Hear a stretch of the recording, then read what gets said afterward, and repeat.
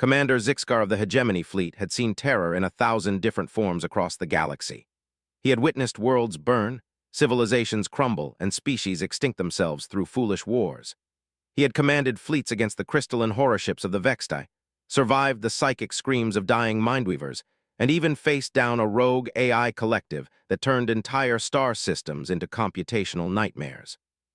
But nothing, absolutely nothing, had prepared him for what he would experience fighting alongside the humans. The first time he encountered them was during the Battle of Kepler's Grief, a strategic mining world on the outer rim of hegemony space. The insectoid swarm had broken through 3 defensive lines and was pouring across the planet's surface like a living carpet of death. Each swarm warrior stood 8 feet tall, with razor-sharp mandibles that could slice through titanium armor and acid sacs that could melt through ship hulls. They moved with perfect coordination, a hive mind that eliminated hesitation and fear from their calculations. Zixcar's own species, the Velter, were considered among the most feared warriors in the galaxy. Standing 7 feet tall with natural armor plating and 4 arms ending in retractable claws, they had conquered 17 systems before joining the hegemony as equals rather than subjects. Their battle doctrine was precise, calculated, and devastatingly effective. When a Velter warrior entered combat, they did so with cold efficiency and tactical superiority. The human contingent that arrived at Kepler's Grief looked pathetic by comparison. They were small, averaging only 6 feet in height, with soft, pink flesh protected only by their manufactured armor. They had 2 arms instead of 4, no natural weapons, and their eyes were positioned in the front of their heads like prey animals rather than the sides like proper predators. When Zixcar first saw them disembarking from their transport ships, he felt a mixture of pity and irritation. The hegemony's resources would have been better spent on more Velter warriors, or perhaps a battalion of the cybernetically enhanced Crux. The human commander, a female named Sarah Chen, approached Zixcar's command post with an easy stride that spoke of either supreme confidence or dangerous ignorance. Her dark hair was pulled back in a practical ponytail, and her brown eyes held an intensity that made Zixcar's secondary hearts skip a beat. She carried herself like a predator, but her species' physical limitations were obvious. "Commander Chen reporting for joint operations," she said, her voice steady and professional. "My people are ready to coordinate with your forces." Zixcar studied her through his tactical visor, noting the way her soldiers moved behind her. They seemed relaxed, almost casual as they unloaded their equipment. This was not the behavior he expected from warriors about to face the swarm. "Human Chen, your species' reputation for combat effectiveness is limited. Perhaps your forces would be better suited for supply line protection while my warriors handle the primary assault." Something flickered across Chen's face, an expression too quick for Zixcar to fully interpret. "With respect, Commander, my people have been fighting wars since before we learned to write. We've got this." The first engagement came at dawn. The swarm had massed during the night, their chittering calls echoing across the barren mining plains like some hellish symphony. Zixcar watched through his command display as millions of insectoid forms prepared to surge toward the defensive positions. His tactical computer estimated they were outnumbered 4-1, but the Velter had faced worse odds. "All units prepare for Standard Defensive Protocol 7, Zixcar commanded into his comm unit. "Maintain formation, concentrated fire on primary targets, tactical withdrawal to secondary positions when breakthrough occurs." "Negative on that, Commander," came Chen's voice over the shared frequency. "We're going to try something different." Before Zixcar could respond, he watched in horror as the human forces broke from their defensive positions and began advancing directly toward the swarm mass. This was tactical suicide. No rational species would abandon prepared positions to charge into overwhelming numbers. He was about to order them back when he heard something that made his blood freeze. The humans were singing. Not the ritual war chants of civilized species or the tactical communications of professional soldiers. They were singing something ancient and primal, their voices carrying across the battlefield with an intensity that made the very air seem to vibrate. The song had no words that Zixcar's translator could parse, but the emotion behind it was unmistakable. It was hunger, raw, predatory hunger that spoke of millions of years of evolution on a death world where only the most savage survived. The swarm met their charge head-on, and what followed would haunt Zixcar for the rest of his long life. The humans didn't fight like soldiers.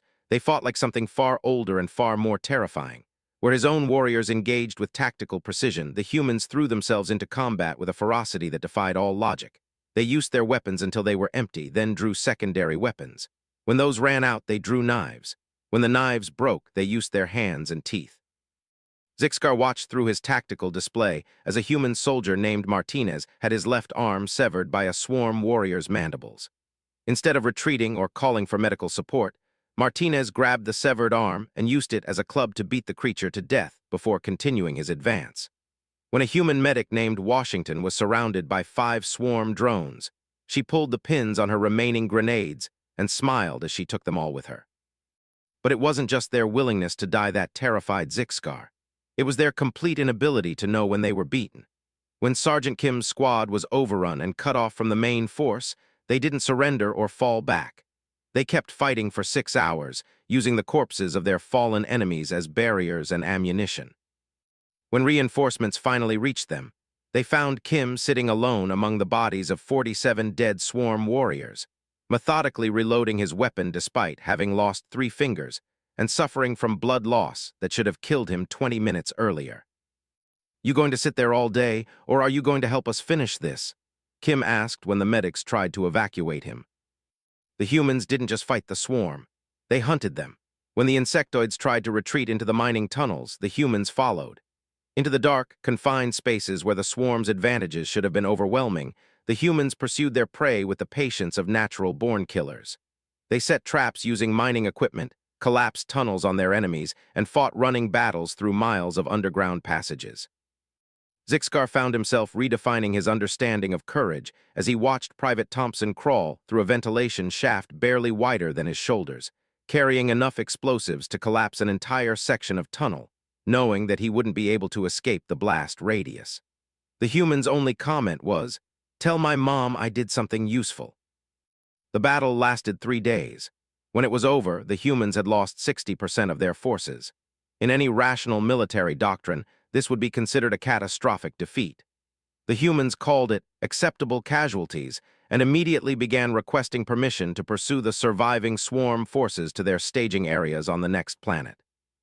Zixcar walked through the aftermath, trying to process what he had witnessed. The battlefield was carpeted with the bodies of swarm warriors, their hard carapaces cracked and broken. But scattered among them were human corpses that told stories of impossible last stands and suicidal courage. Here lay a communications specialist who had called in artillery strikes on his own position when overrun. There was a pilot who had crashed her fighter directly into a swarm command cluster, rather than ejecting to safety. Commander Chen found him standing over the body of a human child soldier who couldn't have been more than 18 standard years old. The boy had died with a swarm warrior's throat in his teeth, his hands still wrapped around a makeshift spear fashioned from mining equipment. "First time fighting alongside humans?" Chen asked, her voice carrying a weariness that spoke of too many battles and too many losses. "Your species," Zixcar said slowly. "You fight like you have nothing to lose." "No," Chen corrected him, and when she smiled, Zixcar saw something in her eyes that made his primary heart skip a beat. "We fight like we have everything to protect. There's a difference." That night, as his medical teams worked to treat the human wounded, Zixcar learned something else about humanity that would change his understanding of warfare forever. The humans who were too injured to fight didn't accept medical evacuation. Instead, they insisted on staying to help coordinate supply runs and provide tactical support. A human sergeant named Davis, who had lost both legs below the knee, spent 18 hours crawling through the battlefield to retrieve ammunition and medical supplies for his wounded comrades. "It's not about the pain," Davis explained when Zixcar asked him why he didn't accept evacuation. "Pain is just your body's way of telling you that you're still alive, and as long as I'm alive, I can still fight." The medical reports that came in over the following days painted a picture that challenged everything Zixcar thought he knew about biological limitations. Humans routinely fought effectively with injuries that would have incapacitated most other species. Blood loss that would send a Velter warrior into shock barely slowed them down. Broken bones were treated as minor inconveniences. One human pilot flew successful combat missions for 2 days with a punctured lung before mentioning it to medical staff. But perhaps most disturbing of all was their reaction to their own mortality. Where other species fought despite their fear of death, humans seemed to fight because of their acceptance of it. They made tactical decisions based on the assumption that they wouldn't survive, which paradoxically made them far more effective in combat. When you're not trying to preserve your own life, Zixcar realized, you can focus entirely on destroying your enemies. The human concept of acceptable losses was fundamentally different from any other species in the hegemony. For the Velter, a 10% casualty rate was considered heavy losses. The insectoid crux would fall back after losing 20% of their forces. Even the notoriously aggressive saurians would retreat after 30% casualties. But the humans seemed perfectly willing to continue fighting until the last warrior fell, and somehow maintained unit cohesion and tactical effectiveness even at 90% losses. Zixcar spent the week following the battle reviewing combat footage and after-action reports, trying to understand what he had witnessed. The humans' tactical doctrine made no sense from a strategic perspective. Their willingness to accept casualties should have made them ineffective. Their tendency to pursue enemies into disadvantageous terrain should have resulted in wholesale slaughter. But somehow, impossibly, it worked. The breakthrough in his understanding came when he realized that human warfare wasn't just about defeating the enemy. It was about utterly breaking their will to fight. The swarm was a hive mind that calculated odds and withdrew when losses became unacceptable. But how do you calculate odds against an enemy that doesn't seem to care about odds? How do you break the will of something that doesn't seem to have a survival instinct? 3 weeks later, intelligence reports confirmed that the surviving swarm forces had abandoned their forward positions and retreated to the far side of the galaxy. Not because they couldn't win against hegemony forces, but because the psychological impact of fighting humans had damaged their collective consciousness in ways that their analysts were still trying to understand. This was when Zixcar began to experience something he had never felt before in his 60 years of military service. It started as a nagging discomfort whenever he thought about the human forces now stationed permanently on his ship. But as the days passed and he observed them more closely, the discomfort grew into something darker and more primal. The humans went about their daily routines with the same casual efficiency they had shown in combat. They joked with each other, played games, and discussed mundane topics like food preferences and family back home. But underneath their friendly exterior, Zixcar began to sense something that made his survival instincts scream warnings. These creatures had evolved on a world so hostile that they had become apex predators not through natural weapons or armor, but through sheer ruthless intelligence and in complete inability to surrender. They were the products of millions of years of evolution that had selected for the most dangerous trait any species could possess: the willingness to keep fighting long past the point where rational thought said they should stop. And now they were his allies.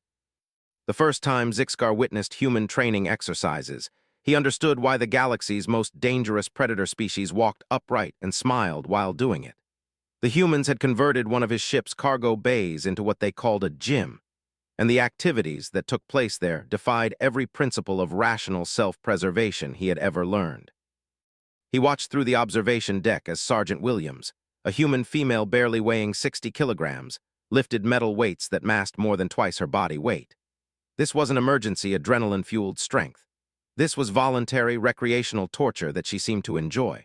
When she finished, instead of resting, she began what humans called cardio, running in place for an hour while monitoring her heart rate to ensure it stayed in what they termed the target zone. "Commander Chen," Zixcar asked the next day, "why do your people deliberately stress their cardiovascular systems during non-combat periods?" Chen was reviewing tactical reports while simultaneously performing what she called push-ups, repeatedly lifting her body weight using only her arms. She didn't even pause in her exercise to answer. "Because the human body is designed to adapt to stress. If we don't regularly push our limits, we become weak, and weak humans are dead humans." This concept was fundamentally alien to Velter physiology. His people maintained their strength through careful nutrition and moderate exercise designed to preserve their bodies for as long as possible. The idea of deliberately damaging muscle tissue so it would grow back stronger seemed not just wasteful, but actively suicidal. But as the weeks passed, Zixcar began to notice something disturbing about the human crew members. They weren't just maintaining their physical conditioning. They were constantly improving it.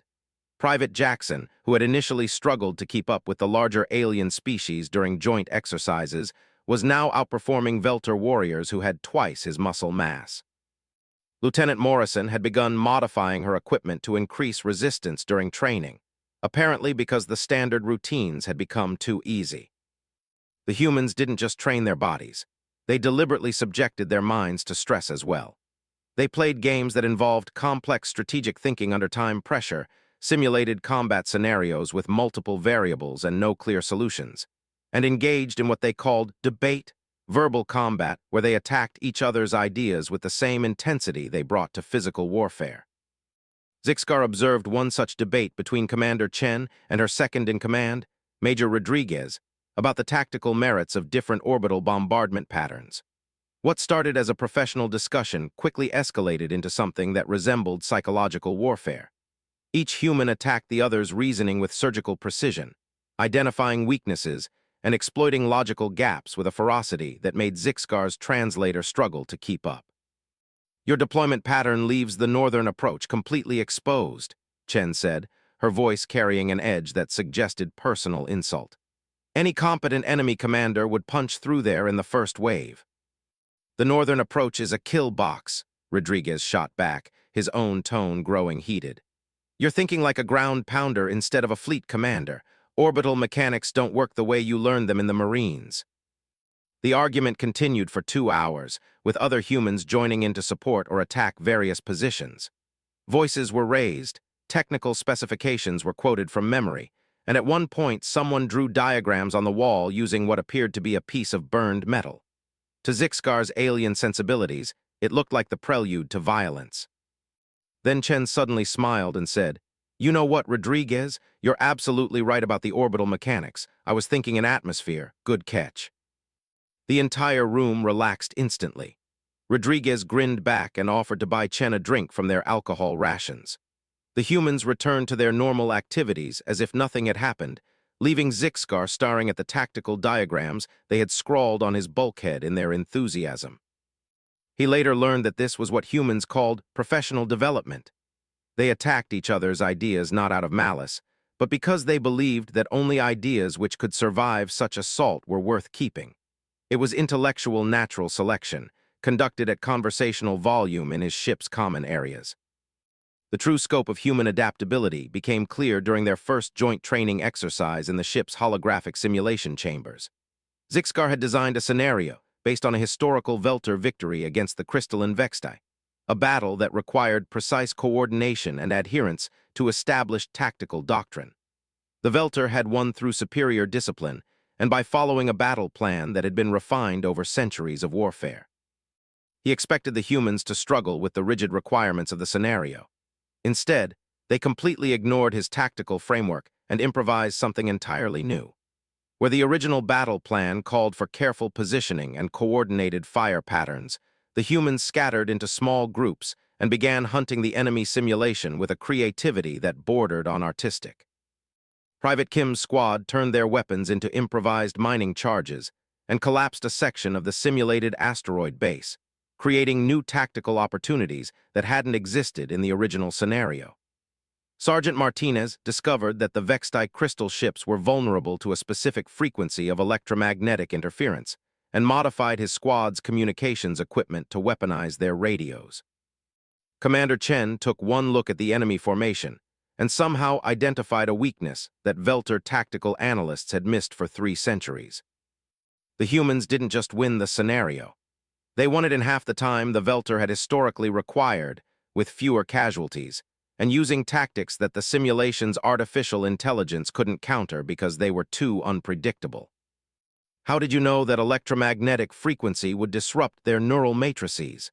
Zixcar asked Martinez after reviewing the exercise data. Martinez shrugged, a gesture that Zixcar had learned meant humans were about to say something disturbing while pretending it was obvious. "Crystal structures resonate at specific frequencies. Back on Earth, we figured out how to shatter glass with sound waves thousands of years ago. I just scaled it up." This was what terrified Zixcar most about humans. They didn't just adapt to new situations. They adapted the situations themselves. Where other species learned to work within the constraints of reality, humans seemed to view reality as a set of suggestions that could be modified with sufficient creativity and applied violence. The medical reports that crossed his desk began to paint an even more disturbing picture of human physiology. Dr. Tivar, his chief medical officer, submitted daily updates on the human crew members that read like science fiction rather than biology. "Commander," Tivar reported during their weekly staff meeting, "I need to discuss some unusual findings regarding human healing rates. Private Thompson, who suffered severe lacerations during the Kepler's grief operation, has healed completely in 12 standard days. For comparison, similar wounds would require 40 days for a Velter warrior to recover." Zixgar frowned at the data display. "Are you certain your measurements are accurate?" "I've triple-checked everything. It's not just the speed of healing. Human tissue regenerates with improved tensile strength. Thompson's scars are actually tougher than his original skin, and that's not the most unusual finding." The doctor's next revelation sent a chill through Zixgar's nervous system. The human's cardiovascular systems seemed to operate on principles that defied medical logic. During high-stress situations, their hearts could increase output by up to 400% while simultaneously redirecting blood flow away from non-essential organs. Their brains could function normally on reduced oxygen for extended periods, and their muscles could continue operating effectively even when deprived of glucose. "Doctor," Zixgar said slowly, "are you telling me that humans can voluntarily override their own biological safety systems?" "That's exactly what I'm telling you. Sergeant Davis, the one who lost his legs during the battle, has been walking on prosthetics for 2 weeks. According to every medical textbook in the galaxy, he should be spending at least 6 months in rehabilitation. Instead, he's running tactical exercises and insisting that the artificial limbs are better than the originals because they don't feel pain." But the most disturbing discovery came when Tivar analyzed human brain activity during combat simulations. Unlike other species, which showed predictable patterns of stress response and decision-making fatigue, human neural activity actually increased during high-pressure situations. Their brains seemed to function better when flooded with the chemicals that should have impaired their judgment. "Commander Chen's cognitive performance improved by 37% during yesterday's combat simulation," Tivar explained, his tentacles writhing with anxiety. "Her reaction time decreased, her pattern recognition improved, and her tactical decision-making became more efficient. For most species, combat stress degrades performance. For humans, it seems to unlock capabilities that don't exist during normal conditions." Zixgar requested copies of all human medical files and spent the night reading through them in his private quarters. What he found there would have been dismissed as impossible if he hadn't witnessed it firsthand. Human bones that had been broken became stronger than before. Human muscles that had been damaged grew back larger. Human nervous systems that had been traumatized developed new pathways that improved reaction time and decision-making ability. They weren't just surviving their injuries. They were using them as evolutionary accelerants, becoming more dangerous with every wound they suffered. The psychological profiles were even more alarming. Human combat veterans didn't just cope with traumatic experiences. They seemed to metabolize them into tactical advantages. Private Williams, who had been captured and tortured by swarm forces for 6 days before escaping, now demonstrated an intuitive understanding of enemy psychology that allowed her to predict hostile behavior patterns with unprecedented accuracy. "I know how they think," she had explained to Zixgar when he asked about her tactical insights. "When you've been inside their head, felt how they process information, you start to understand the weaknesses in their decision-making. Fear and pain are just different kinds of intelligence gathering." Zixgar began to understand why the galaxy's various criminal organizations had learned to avoid human-controlled space. It wasn't because humans were more technologically advanced or possessed superior firepower. It was because they had evolved into something that viewed conflict as an opportunity for growth rather than a threat to be avoided. The humans on his ship went about their daily routines with cheerful efficiency, maintaining their equipment, conducting their exercises, and socializing with other crew members as if they were perfectly normal members of a peaceful alliance. But Zixgar had begun to notice things that made his survival instincts whisper warnings. The way Commander Chen's eyes tracked movement in the corridors, constantly evaluating threat levels and escape routes even during casual conversations. How Sergeant Martinez kept his hands positioned near improvised weapons, even when relaxing in the common area. The manner in which every human seemed to maintain situational awareness that encompassed not just their immediate environment, but tactical considerations 3 moves ahead. They were apex predators pretending to be civilization's guardians, and they were doing it with such skill that even they seemed to believe it. But underneath their friendly smiles and professional demeanor, Zixcar could sense something that made his ancient prey instincts scream warnings. These creatures had spent millions of years learning to kill everything that threatened them, and now they were sitting in his ship's common room, playing card games and discussing their families back home, while casually planning the most efficient ways to destroy anything that might threaten their new alien friends. The realization that slowly dawned on Zixcar over the following weeks was perhaps the most terrifying of all. The humans weren't just willing to die for their beliefs or their comrades. They were excited about the possibility, not in a morbid or suicidal way, but with the eager anticipation of predators who had finally found prey worthy of their abilities. When intelligence reports came in about a new threat emerging from the galactic core, Zixcar watched Commander Chen's reaction carefully. Her pupils dilated slightly. Her breathing became more controlled, and for just a moment, he saw something flicker across her face that made him understand why the swarm had fled to the far side of the galaxy. Chen was smiling, and it was the smile of something that had been born to hunt. The emergency alert that shattered the routine of Zixcar's ship came at 3:47 hours, ship time. Intelligence had detected massive energy signatures emerging from the galactic core, signatures that matched no known technology in the hegemony's databases. Long-range sensors painted a picture that made even veteran fleet commanders pause in disbelief. An armada of vessels so vast it registered as a gravitational anomaly, heading directly toward the populated systems of the Outer Rim.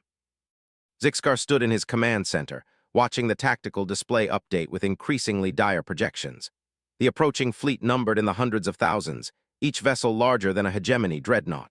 Preliminary analysis suggested they were constructed from some form of dark matter composite that made conventional weapons largely ineffective. But what truly chilled him was the complete absence of any communication attempts. No demands, no warnings, no negotiations. Just silent, inexorable advance toward extinction.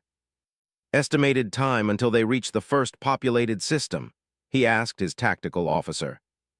72 standard hours, Commander, assuming they maintain current velocity. The hegemony's emergency response was swift, but inadequate. Every available fleet was recalled from patrol duty and defensive positions, creating the largest military concentration in galactic history.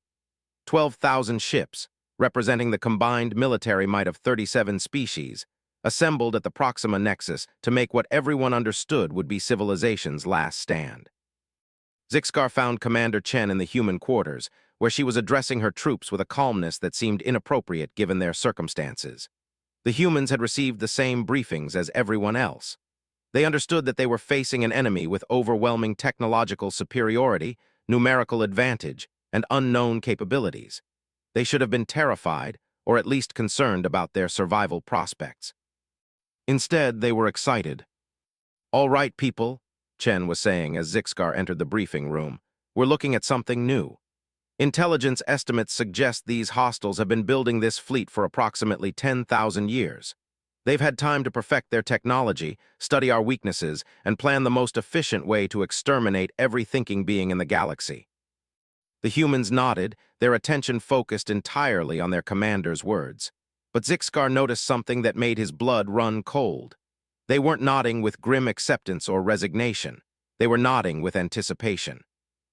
"Now the good news," Chen continued, and Zixcar saw that predatory smile flicker across her features again, "is that means they've been planning to fight the galaxy as it was 10,000 years ago.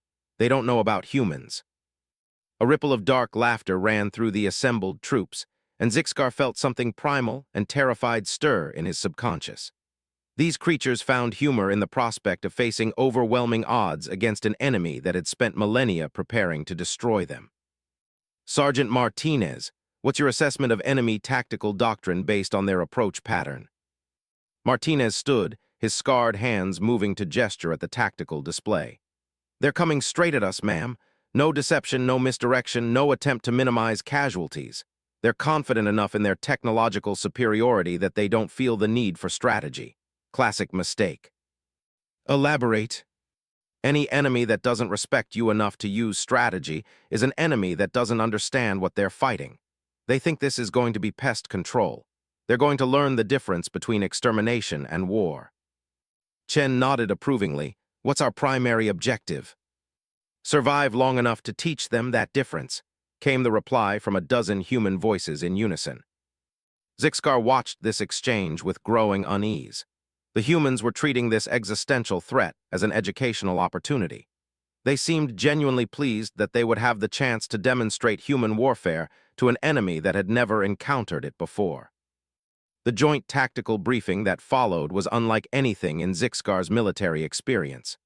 The assembled commanders of the hegemony fleet represented the finest strategic minds in the galaxy, species that had perfected warfare over thousands of years of conflict. Their analysis of the situation was thorough, professional, and utterly hopeless. The enemy fleet's energy output suggested weapons capable of sterilizing planets from interstellar distances. Their defensive systems appeared to be based on space-time manipulation, making conventional attacks ineffective. Their numbers meant that even if every hegemony weapon fired continuously without missing, they would run out of ammunition before destroying a significant percentage of the hostile forces.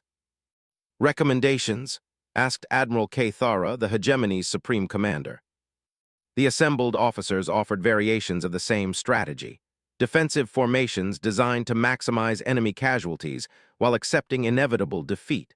Honor guards that would fight to the last ship. Evacuation protocols for essential personnel and cultural archives. The measured responses of civilized beings facing the end of their civilization. Then Commander Chen stood up. Respectfully, Admiral, I believe the conventional analysis is flawed. Every eye in the room focused on the small human female who had just contradicted the combined wisdom of the galaxy's greatest military minds. Zixcar felt his heart skip as he watched her approach the central display with the confident stride of a predator that had identified weakness in its prey.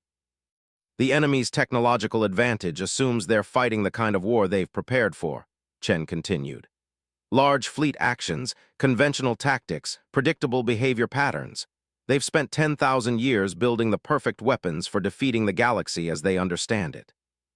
She manipulated the tactical display, highlighting sections of the enemy formation. But look at their deployment pattern. Perfect geometric spacing, optimal fire distribution, classic fleet doctrine scaled up to massive size. They're thinking like a conventional military force, which means they have conventional military weaknesses. Admiral Thara's expression was carefully neutral. What do you propose, Commander? Chen's smile was pure predator. We stop fighting like a military force and start fighting like humans. What followed was a tactical briefing that redefined Zixcar's understanding of warfare. Chen outlined a strategy that violated every principle of fleet combat that had been developed over thousands of years of galactic conflict. Instead of maintaining formation integrity, she proposed scattering the hegemony fleet into small, independent units. Instead of concentrating firepower, she suggested asymmetric attacks designed to cause confusion rather than damage. Instead of protecting valuable assets, she recommended using them as bait. The enemy expects us to fight for our ships, she explained. So we don't. We use our ships as weapons. Every vessel becomes a potential projectile, every crew becomes a boarding party, every system becomes a sabotage target. The alien commanders reacted with horror. Using ships as projectiles was suicide. Boarding enemy vessels was impossible given their technological superiority. Sabotage required getting close to enemy systems, which meant accepting certain death. Commander Chen, Admiral Thara said slowly, your proposal would result in catastrophic casualties. We could lose 90% of our forces in the first engagement. Yes, sir, Chen replied without hesitation. But the 10% that survive will have taught the enemy something they've never learned before, and once they understand what they're really fighting, their advantage starts to disappear. Zixcar watched the faces of his fellow commanders as they processed Chen's words. Slowly, one by one, their expressions changed from horror to something else. Something that looked disturbingly like the predatory excitement he had learned to associate with humans. The preparation for battle revealed aspects of human culture that had been hidden from casual observation. Zixcar discovered that humans had rituals surrounding death that were unlike anything practiced by other species. Instead of formal ceremonies designed to honor the fallen or preserve their memory, humans engaged in activities that seemed designed to mock death itself. He found Lieutenant Morrison in the ship's armory, carefully painting decorations on her armor while singing something his translator identified as an ancient war song.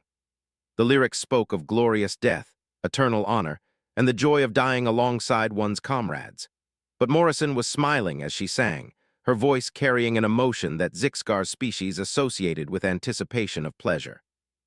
"Lieutenant, may I ask about this ritual?" Morrison looked up from her artwork, which depicted a human skull surrounded by what appeared to be Earth flora.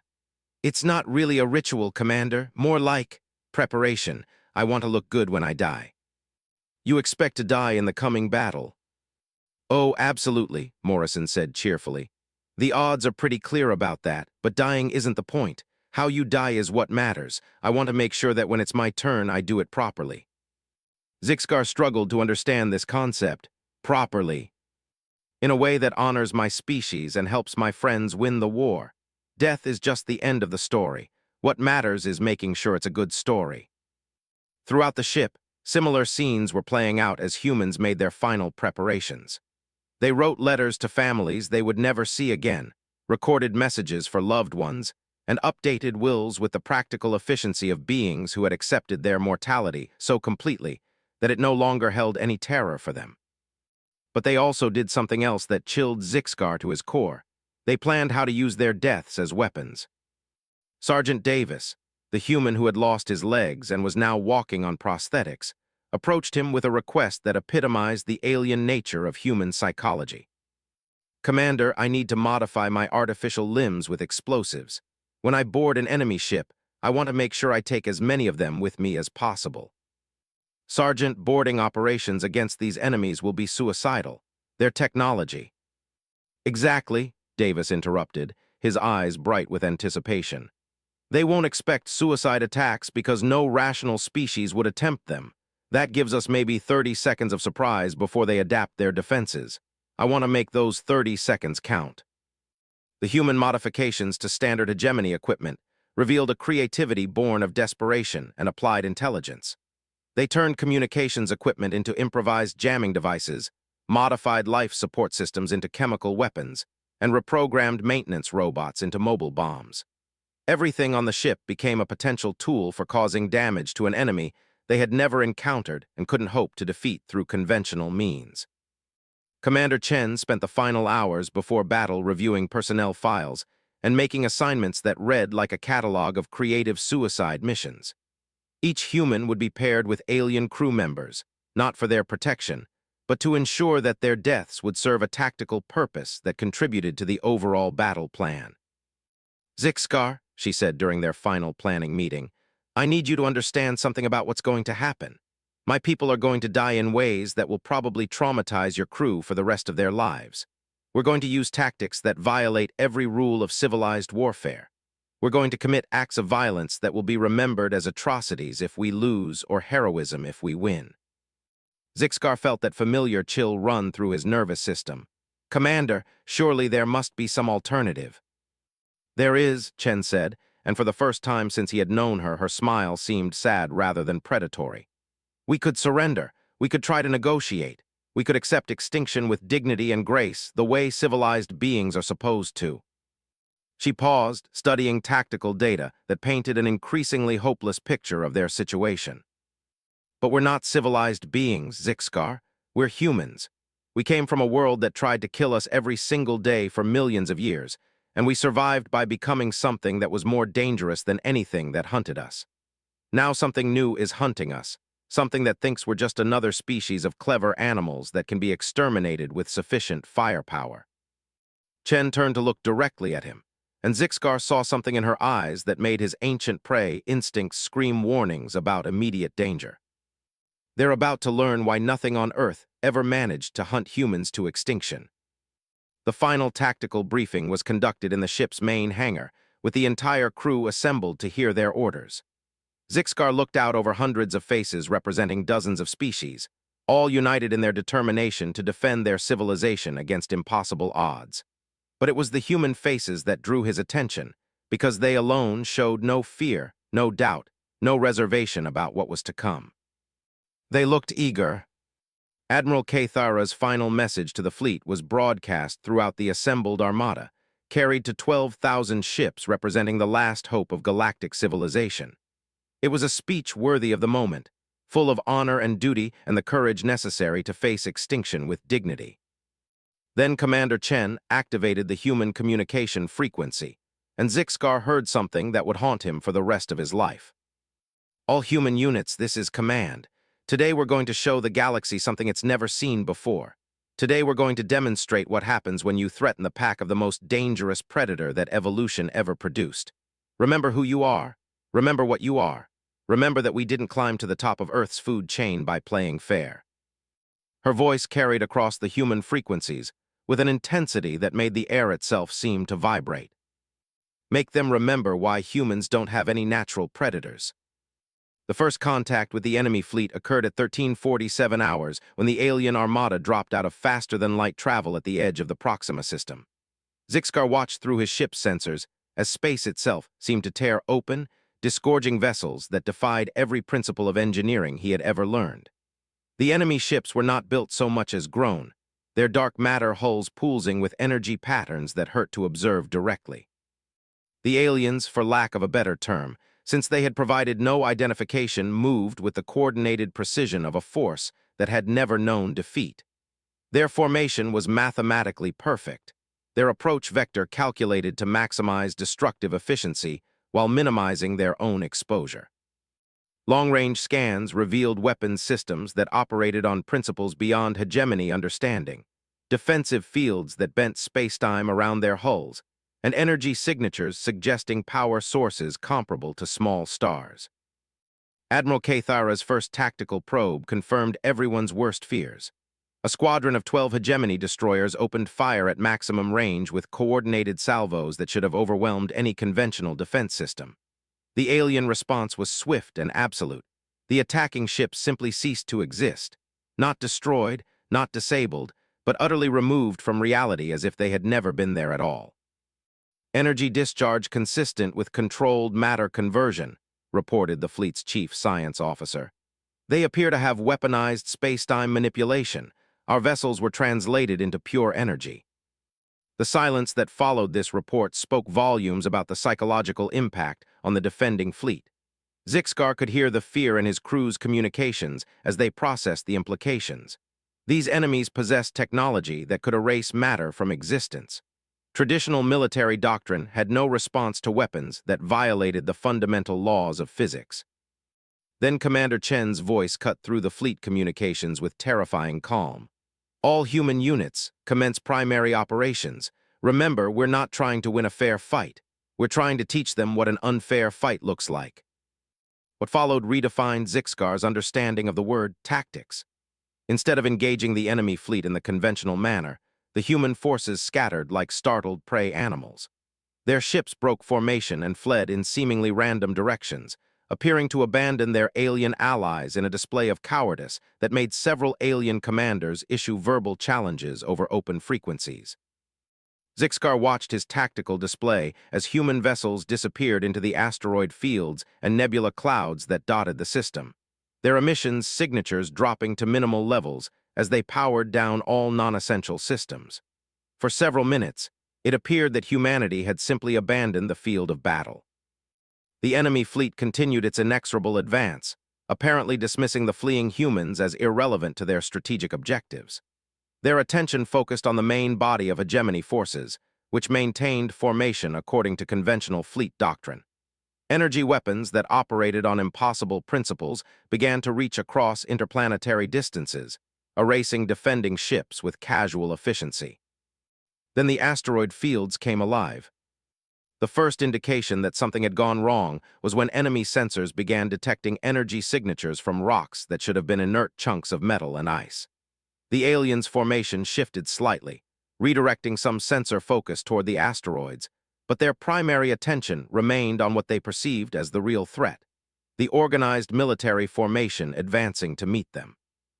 Sergeant Martinez had spent the 3 days before battle modifying mining charges with components from a dozen different ships. Now those improvised weapons erupted from concealment, as his team used asteroid-mounted rail guns to fire projectiles that moved at significant fractions of light speed. The projectiles themselves were unimportant chunks of metal and rock that conventional deflector screens could have stopped easily. But Martinez hadn't built conventional projectiles. Each projectile contained a human innovation that the enemy had never encountered. A fusion warhead designed to detonate inside their defensive fields rather than against them. The explosions weren't particularly large by stellar warfare standards, but they occurred within the enemy's supposedly impregnable defenses, creating localized space-time distortions that interfered with their weapon systems. The alien response was swift and appropriate according to conventional military thinking. Vessels detached from the main formation to sterilize the asteroid fields, applying their matter conversion weapons to turn entire chunks of rock into expanding clouds of plasma. Within minutes, the asteroids that had concealed human forces were reduced to glowing gases. Unfortunately for the aliens, they had just demonstrated the fundamental flaw in their tactical thinking. They assumed that humans fought like every other species in the galaxy. Private Kim emerged from the gas cloud of what had been a 3-kilometer asteroid, piloting a fighter craft that had been hidden inside the rock for 3 days. Her ship's life support had been minimal, her supplies limited to what she could carry, and her survival dependent on remaining undetected until the moment of attack. By every rational standard, her mission was suicide. She had one shot at one target before enemy defenses would vaporize her ship. She used that shot to detonate a fusion bomb inside an enemy vessel's command structure. Kim's sacrifice taught the alien fleet something they had never learned in 10,000 years of preparation. Human beings were willing to die in order to kill, not as a last resort, not when all other options were exhausted, but as a primary tactical consideration. They built their entire battle strategy around the assumption that some of them would die, and they used those deaths as weapons. The alien formation wavered for the first time as ship after ship reported boarding actions by enemies who should not have been able to penetrate their defenses. But humans didn't need to penetrate defenses in the conventional sense. They simply ignored them. Private Thompson used a modified maintenance pod to attach himself to an enemy hull like a parasitic organism, then spent 17 minutes cutting through meter-thick dark matter armor with improvised cutting tools while the ship's defensive systems tried to remove him. When he finally breached the hull, he had exactly enough air remaining to arm the explosives he had been carrying. Lieutenant Morrison discovered that enemy ships recycled atmosphere through intake ports that were too small for conventional boarding craft, but perfectly sized for human beings in environmental suits. She spent 40 minutes crawling through alien ventilation systems, mapping their ship's internal structure while her suit's limited air supply slowly ran out. When enemy forces finally detected her, she was inside their primary computational core with enough explosives to cripple their command and control systems. The aliens adapted quickly, as any technologically superior force would. They began using area effect weapons against any objects that approached their ships, regardless of size. They modified their defensive screens to eliminate microscopic threats. They implemented scanning protocols designed to detect even the smallest artificial objects. But adaptation takes time, and humans had spent 3 days preparing for a battle that they knew would last only hours. Every modification the enemy implemented was countered by tactics they had already prepared, contingencies built upon contingencies in a strategic framework that assumed constant adaptation under fire. When the aliens made it impossible to approach their ships directly, human forces began using debris as camouflage. When debris was eliminated as a threat vector, they began using the expanding gases from destroyed asteroids as concealment for approach runs. When gas clouds were cleared by enemy weapons, they began using the enemy's own destroyed ships as cover. Sergeant Davis, walking on artificial legs that had been designed more as weapons than prosthetics, managed to reach an enemy vessel by hiding inside the wreckage of a human destroyer. His squad had died when their ship was hit by a matter conversion beam, but the explosion had created a debris field that provided concealment for his escape pod. He spent 6 hours drifting through space, playing dead while enemy sensors swept past him, then activated maneuvering thrusters when he was close enough to an alien ship to reach it in a single burn.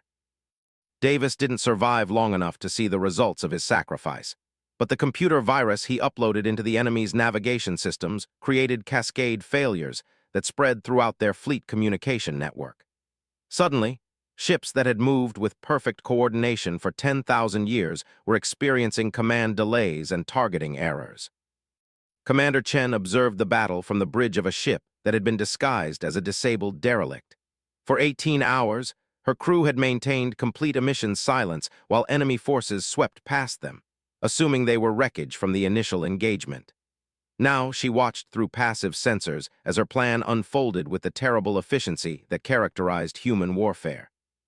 "Status report," she requested from her communications officer. "We've lost contact with 73% of human forces. Enemy casualties are estimated at 12% and climbing. Their formation integrity has degraded significantly, and they're showing signs of tactical uncertainty."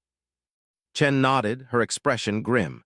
73% casualties would have broken any other military force in galactic history. For humans, it was within acceptable parameters for a successful operation. The turning point came when the aliens made their crucial mistake. They tried to retreat.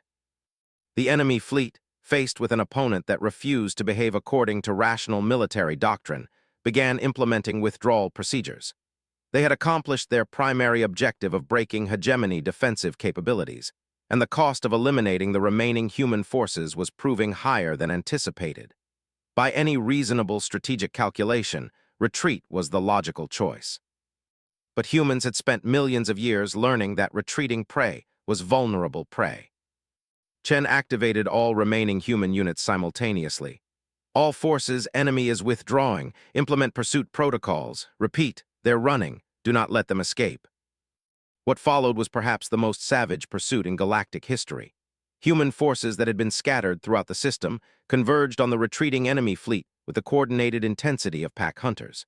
Ships that had been playing dead suddenly erupted from concealment. Fighters emerged from gas clouds where they had been hiding for hours.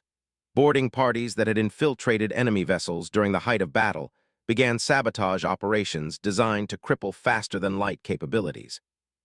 The aliens discovered that humans had been planning for their retreat since before the battle began. Pursuit courses had been calculated. Ambush points had been prepared. Trap networks had been established throughout the system using improvised weapons platforms hidden in debris fields and abandoned installations. Private Wilson had spent 2 days inside a derelict space station, waiting for the opportunity to activate its fusion reactor as an improvised bomb when enemy forces passed within range. She died in the explosion, but took 3 enemy capital ships with her. Lieutenant Shaw used a modified cargo hauler to ram an enemy vessel at near-light speed, his ship's hull packed with every piece of explosive ordnance he could acquire from destroyed human vessels. The impact created a localized space-time distortion that damaged 7 other enemy ships. The aliens fought desperately to escape the system, their technological superiority finally beginning to assert itself as they adapted to human tactics. But adaptation takes time, and humans had used that time to ensure that retreat would be costlier than advance. Zixcar watched the pursuit phase with growing horror and admiration. The humans weren't just preventing enemy withdrawal, they were hunting them with the methodical efficiency of apex predators that had found a fleeing herd. Every enemy vessel that attempted to break away from the main group was swarmed by human attackers willing to trade their lives for the opportunity to inflict damage. The final act of the battle came when Commander Chen made a decision that epitomized everything Zixcar had learned to fear about human psychology. With only a handful of human ships remaining operational, she ordered them to implement what she called Protocol 7. Chen's ship broke concealment and began broadcasting on all frequencies, transmitting detailed tactical analysis of enemy weaknesses, technological specifications, and strategic recommendations to every hegemony vessel in the system. But more than that, she began broadcasting human tactical doctrine itself, the principles and methodologies that had allowed a technologically inferior force to damage an enemy that should have been invincible. "All hegemony forces, this is Commander Chen. We've taught them that they can bleed. Now we're going to teach you how to make them bleed." The transmission continued for 7 minutes before enemy forces finally managed to locate and destroy Chen's ship. But 7 minutes was enough to fundamentally alter the nature of galactic warfare. The remaining alien vessels fled the system with 37% casualties, and the knowledge that they had encountered something unlike anything in their 10,000 years of preparation. They had faced an enemy that treated death as a tactical resource, used sacrifice as a weapon, and fought with a creativity born of evolutionary pressure that their superior technology could not counter. More importantly, they now knew that the galaxy contained a species that would hunt them if they returned. The aftermath of the battle left Zixcar staring at casualty reports that defied comprehension. Human forces had suffered 91% losses. By any rational military assessment, they had been completely destroyed as an effective fighting force. But somehow, impossibly, they had achieved their strategic objective. The enemy had been driven from the system, and humanity had survived as a species. When rescue ships arrived to evacuate survivors, they found human personnel calmly conducting damage assessments and preparing for the next engagement. No mourning periods, no trauma counseling, no time wasted on grief for the fallen. "Commander Zixcar," called a familiar voice, and he turned to see Sergeant Martinez approaching with his left arm in an improvised sling and burn scars covering half his face. The human was smiling. "Sergeant, I thought you were killed when your ship was destroyed." "I was on the ship when it got hit," Martinez replied cheerfully. "But I wasn't on it when it exploded. Timing is everything in this business." Zixcar felt that familiar chill run through his nervous system as he realized what Martinez was actually saying. The human had abandoned his ship after it was damaged, not to save his own life, but to ensure that his death would serve a tactical purpose when the vessel exploded. "Sergeant, how many of your people actually survived the battle?" Martinez's expression grew thoughtful. "Depends how you count survival, sir. We lost about 9% of our people permanently. The other 82% are just temporarily dead." It took Zixcar several seconds to realize that Martinez was making a joke about the difference between death and severe injury. The human found humor in the fact that most of his species' casualties had been wounded rather than killed, as if this represented a significant tactical victory. And perhaps it did. Zixcar was beginning to understand that humans measured success differently than other species. They had not won the battle by defeating their enemy. They had won by proving that their enemy could be defeated and by surviving long enough to pass that knowledge on to others. The intelligence reports that came in over the following days painted a picture that changed the entire strategic balance of the galaxy. The alien fleet had retreated beyond the galactic rim, but not because they lacked the strength to continue their advance. They were regrouping, adapting their tactics, and preparing for the next engagement with an enemy they now understood they had underestimated. But more importantly, every species in the hegemony was now studying human tactical doctrine with the intensity of students who had just witnessed their final examination. The battle had demonstrated that technological superiority could be countered by tactical creativity, that numerical advantage could be neutralized by strategic sacrifice, and that any enemy could be defeated if you were willing to pay the cost. The humans had taught the galaxy something that would forever change the nature of warfare. Sometimes the best way to win a fight is to convince your enemy that fighting you is more trouble than it's worth. Standing in his quarters late that night, reading casualty reports and tactical analyses, Zixcar finally understood why he had been feeling dread since the moment he first met Commander Chen.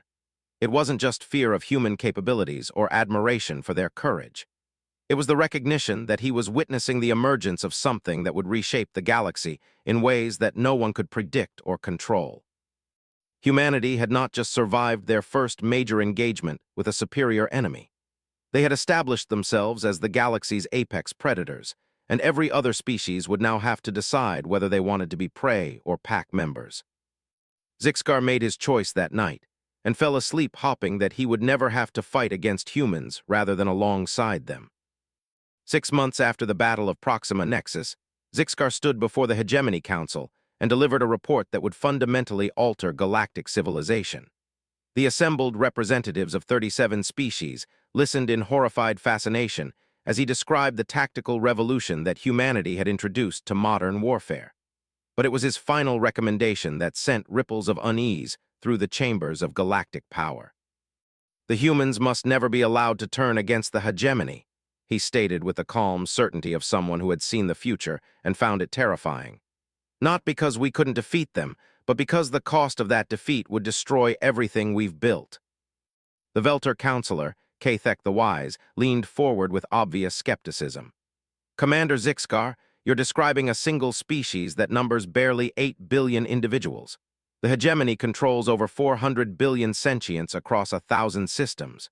Surely you're not suggesting that humans represent an existential threat to our civilization. Zixkar activated the holographic display, showing tactical analyses from the battle that had been classified at the highest levels. Honorable Counselor, I'm not suggesting that humans could conquer the hegemony through conventional warfare. I'm reporting that they have made conventional warfare obsolete. The intelligence briefings that followed painted a picture that challenged every assumption about military doctrine that had governed galactic civilization for millennia. Human tactical innovations were spreading throughout the hegemony like a viral infection, adapted and modified by species that had witnessed their effectiveness against impossible odds. The Crux had begun training suicide squadrons, volunteers willing to sacrifice themselves for tactical advantage. The crystalline Vexti were experimenting with kamikaze attacks using their geometric ships as guided missiles. Even the peaceful Aquarian Collective had started developing contingency plans that included using their vast civilian fleets as weapons platforms. The humans have taught the galaxy that victory is possible against any enemy if you're willing to pay the price, Zixkar continued. But they've also demonstrated that they're willing to pay prices that other species consider unacceptable.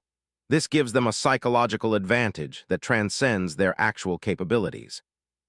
Dr. Shaltara, the renowned xenopsychologist representing the scientific consortium, raised a tentacled appendage. Commander, your reports suggest that human psychology is fundamentally different from other sentient species. Could you elaborate on these differences? Zixkar had spent months preparing for this question, studying human behavior patterns and comparing them to psychological profiles of every known intelligent species. What he had discovered was simultaneously fascinating and terrifying. Humans evolved on what can only be described as a death world, he explained. For millions of years, they survived not by becoming the strongest or fastest predators, but by becoming the most adaptable and most ruthless. They developed pack-hunting behaviors that prioritize group survival over individual preservation. Most critically, they learned to use their own mortality as a tactical advantage. He paused, studying the faces of representatives who had spent their entire lives believing that rational self-interest was the fundamental driving force of all intelligent behavior. Other species fight despite their fear of death. Humans fight because they've accepted death as inevitable. This removes the primary psychological constraint that limits military effectiveness in other cultures. When you're not trying to preserve your own life, you can focus entirely on destroying your enemies. The implications of this revelation sent uncomfortable murmurs through the assembled council. If humans could routinely overcome the survival instinct that governed all other sentient behavior, what other psychological limitations might they be able to ignore? Admiral Tivek of the Saurian Imperium stood, his reptilian features displaying obvious agitation. Commander Zixkar, are you recommending that we preemptively eliminate humanity before they become a threat to galactic stability? Absolutely not, Zixkar replied immediately. Any attempt to eliminate humanity would unite them against us and trigger exactly the kind of asymmetric warfare that we cannot win. The humans have already proven that they can inflict unacceptable casualties on technologically superior enemies. If we attack them, they won't just fight back, they'll hunt us across the galaxy until one of our species is extinct. The silence that followed this statement was deafening. The assembled representatives were beginning to understand that they were facing a threat unlike anything in galactic history. A species that was simultaneously valuable as an ally and terrifying as an enemy. Then what do you recommend? Asked Counselor Kathek. Zixkar had spent months considering this question, and his answer represented a fundamental shift in how the hegemony would interact with dangerous species. We make them part of us, he said simply. We integrate human forces into every aspect of hegemony military doctrine. We study their tactics, adopt their innovations, and ensure that they have a vested interest in maintaining galactic stability. Most importantly, we make certain that they never have a reason to view the hegemony as prey. The integration process that followed was unlike anything in galactic history. Human tactical advisors were assigned to every major hegemony fleet. Human training protocols were implemented across all military branches. Human psychological warfare specialists began developing contingency plans for conflicts with enemies that the hegemony hadn't even identified yet. But perhaps most significantly, humans began serving in command positions throughout the hegemony military structure, not as token representatives or cultural liaisons, but as strategic assets whose unique psychological advantages could be leveraged for the benefit of all member species. Commander Chen, promoted to admiral after the Battle of Proxima Nexus, established the Human Integration Academy on a fortified world near the galactic core. The Academy's mission was deceptively simple: teach other species to think like humans when planning military operations. Zixcar visited the Academy 6 months after its establishment and found himself witnessing something that challenged his understanding of education and psychology. The Academy wasn't just teaching tactical doctrine or strategic planning. It was attempting to modify the fundamental psychological frameworks that governed how other species approached conflict. The biggest challenge, Admiral Chen explained as she led Zixcar through training facilities designed to simulate the most dangerous environments in known space, is getting other species to overcome their self-preservation instincts. Not permanently, just long enough to make tactical decisions based on optimal outcomes rather than personal survival. They observed a training exercise where Velter warriors were learning to coordinate with human forces in simulated boarding operations. The humans moved through the exercise with their characteristic disregard for personal safety, using tactics that prioritized mission success over survival. The Velter, despite their reputation as fierce warriors, struggled to adapt to strategies that required accepting near-certain death for tactical advantage. "How long does it take for other species to learn these concepts?" Zixcar asked. "Most never do," Chen replied honestly. "We can teach them the tactics, but not the mindset. Evolution spent millions of years programming survival instincts into every other species. You can't override that programming with classroom instruction." But some individuals proved remarkably adaptable. Zixcar met a Crux sergeant named Vactor who had spent 8 months training alongside human forces and had begun to demonstrate the psychological flexibility that characterized human tactical thinking. Vactor moved differently than other Crux, with the relaxed confidence of a predator that had stopped worrying about becoming prey. "The humans taught me that death is a resource," Vactor explained when Zixcar asked about his transformation. "Once you accept that your life has tactical value rather than personal value, decision-making becomes much simpler. You stop asking, 'How do I survive?' and start asking, 'How do I contribute to victory?'" The strategic implications of this psychological shift began to manifest across hegemony space. Military operations that had previously required overwhelming force could now be accomplished with smaller, more flexible units. Species that had been considered militarily inferior began achieving tactical successes that challenged established power hierarchies. Most significantly, the threat of human tactical doctrine began to spread beyond the hegemony. Intelligence reports indicated that rival civilizations were attempting to develop countermeasures against asymmetric warfare tactics. Some were experimenting with their own suicide units. Others were developing defensive strategies designed specifically to neutralize boarding operations and kamikaze attacks. But the aliens who had retreated from Proxima Nexus remained the primary strategic concern. Long-range sensors detected massive construction projects in the spaces beyond the galactic rim, suggesting that they were preparing for a return engagement with forces specifically designed to counter human tactics. "They're learning," Admiral Chen reported during a strategic briefing attended by the highest levels of hegemony leadership. "Intelligence suggests they're developing automated defense systems that don't rely on rational decision-making. Artificial intelligences that won't be psychologically affected by suicide attacks or asymmetric tactics." The room fell silent as the implications became clear. If the enemy could neutralize the psychological advantages that made human tactics effective, the hegemony would face a renewed threat with conventional forces that remained technologically superior. "Recommendations?" asked Supreme Commander Thara. Chen's smile carried the predatory confidence that Zixcar had learned to associate with human strategic thinking. "We don't wait for them to come back, we hunt them." The proposal that followed was so audacious that it redefined the concept of strategic planning. Instead of waiting for the enemy to return with improved defenses, human advisors recommended launching a preemptive strike into the spaces beyond the galactic rim. Not to destroy the enemy, but to study them, learn their weaknesses, and ensure that any future conflict would be fought on human terms rather than alien ones. You're proposing that we leave our defensive positions and pursue an enemy into unknown space, using forces that we acknowledge are technologically inferior, summarized Counselor Kathek. Yes, Chen replied without hesitation, but we'll be pursuing them with tactics they can't counter and psychological advantages they can't overcome. Technology is just tools. Victory comes from how you use those tools. The expedition that launched 6 months later represented the largest military operation in galactic history. 15,000 ships, representing every species in the hegemony, began the long journey to the spaces beyond the galactic rim. But at the heart of the fleet were the human vessels, carrying warriors who viewed the upcoming conflict not as a desperate defense of civilization, but as an opportunity to hunt prey that had made the mistake of threatening their pack.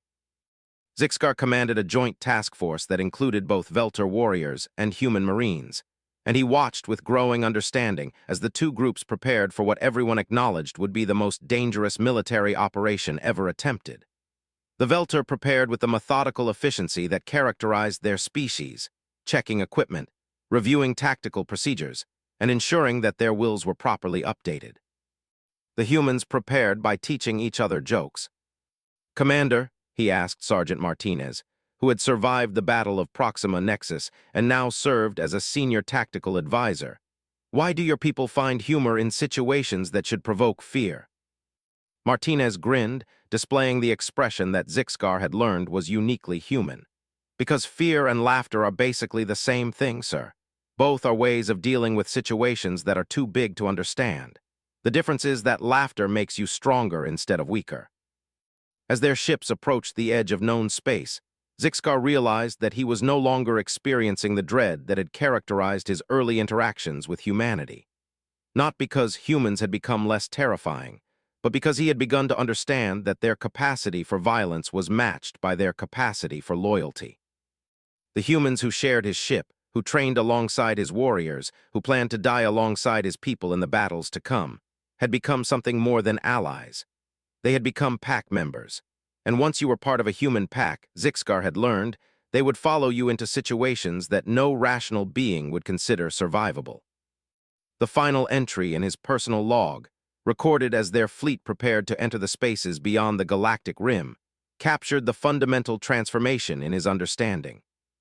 "I have learned that true dread is not the fear of death or pain or defeat. True dread is the recognition that you are in the presence of something so fundamentally different from yourself that all your assumptions about how the universe works become meaningless. Humans taught me that dread, but they also taught me that the things which terrify us can also protect us, if we're wise enough to stand beside them instead of against them." The expedition disappeared beyond the galactic rim on a Tuesday, ship time, pursuing enemies that had spent 10,000 years preparing for conventional warfare against the galaxy as they understood it. They had no way of knowing that they were about to encounter a species that had spent millions of years learning to hunt things that were bigger, stronger, and better armed than they were.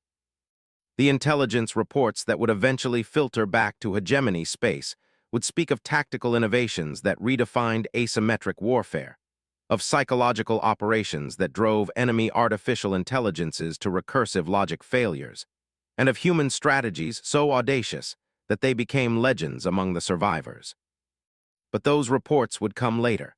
For now, Zixcar stood on the bridge of his ship, watching the stars of unknown space appear in his viewports, and tried not to smile as he listened to the human crew members behind him discussing the most efficient ways to hunt enemies that thought they were apex predators.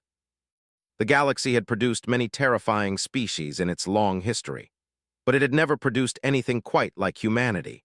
A pack of hunters who had learned to use their own mortality as a weapon, and who were now teaching that lesson to anyone wise enough to listen. The greatest dread Zixcar had ever experienced was the realization of what humans were capable of doing to their enemies. The greatest relief he had ever felt was the knowledge that he would never have to find out what humans were capable of doing to him.